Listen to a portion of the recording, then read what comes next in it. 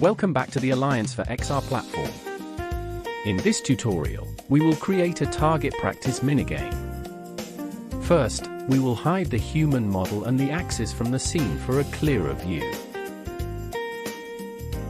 Next, we will import a ball from our library. You can find 3D objects online from sources like Sketchfab or BlenderKit and upload them. For this example, we will use a simple ball. We will drag and drop it into the scene directly from our resources. When you select the object, a settings panel will appear.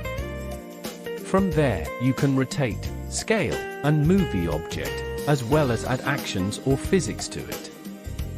For this tutorial, we will utilize game interactions. There are 3 options available: grabbable, throwable, and static object. Hovering over each option reveals a tooltip explaining its function. We will choose throwable for our ball. As you can see, the object now has mass and can be moved. Using the side panel on the left, you can easily duplicate the object. It is preferable to configure the settings before duplicating to carry those settings over to the new objects, rather than setting them up one by one.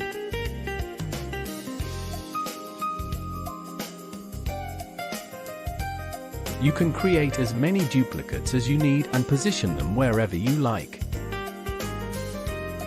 Now, for the target itself, we will use a standard box. We can quickly add it from the right panel and place it into the scene. In the box settings, we will scale it and reshape it to look like a target. Then, we will move it to our desired location inside the scene. Next, we will select the game interaction for it. For the box, an extra field appears under Game Interactions, the Target option. Once selected, 2 additional options will appear. We must choose whether we want it solid, transparent, or both. In our case, we want it to be solid and not transparent, so that it remains visible and objects bounce off of it. The transparent option would make it invisible, as shown here. Now, we will define what type of target it will be. Here, we can choose between 2 options: collect items and collect points. In our case, it will be the collect points. Here, we can set how many points must be collected to complete the game.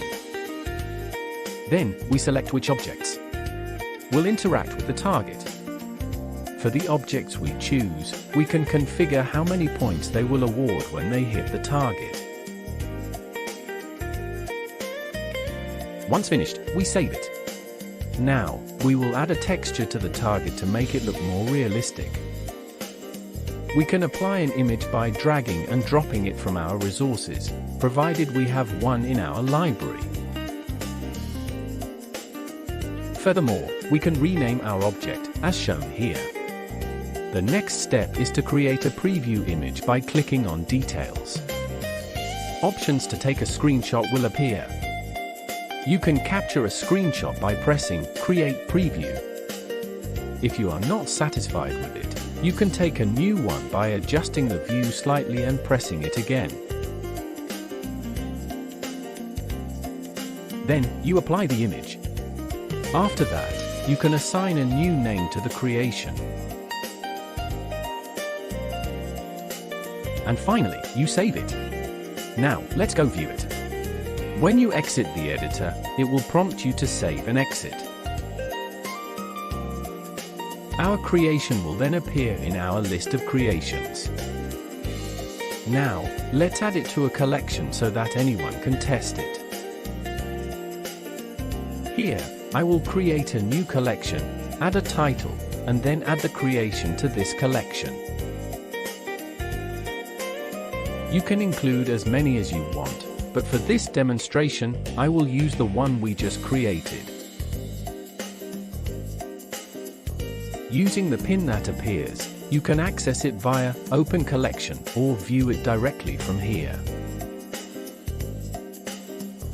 Inside your headset, press the Immersive XR button, as shown here, to play the game. This is the result of the game in the VR headset. Enjoy. Thank you for watching.